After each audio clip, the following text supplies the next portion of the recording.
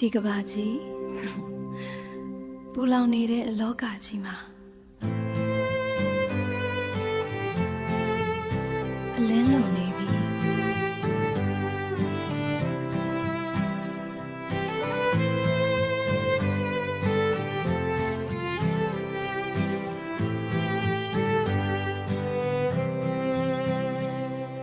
ဒေါသတွေကြားမှာ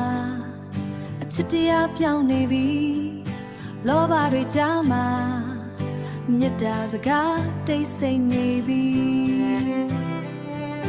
မောဟအမောင်တွေကဘာကိုဖုံးကွယ်နေတော့လဲလောကကိုပြောင်းလဲနိုင်တယ်မကယ်နိုင်ရင်တောင်ကဘာလုံးကြီးမင်းလက်ထဲကလင်းလေးနဲ့တယောက်တယောက်ပြောင်းလဲနိုင်တယ်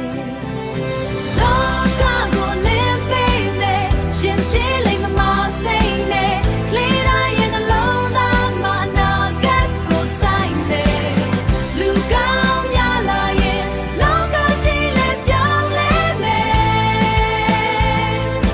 ငြိမ်းချမ်းတဲ့အနာဂတ်ကိုငါတို့လည်းနဲ့ဖန်တီးမယ်ဆရာတို့ရဲ့စကားကျဲလေးတွေလို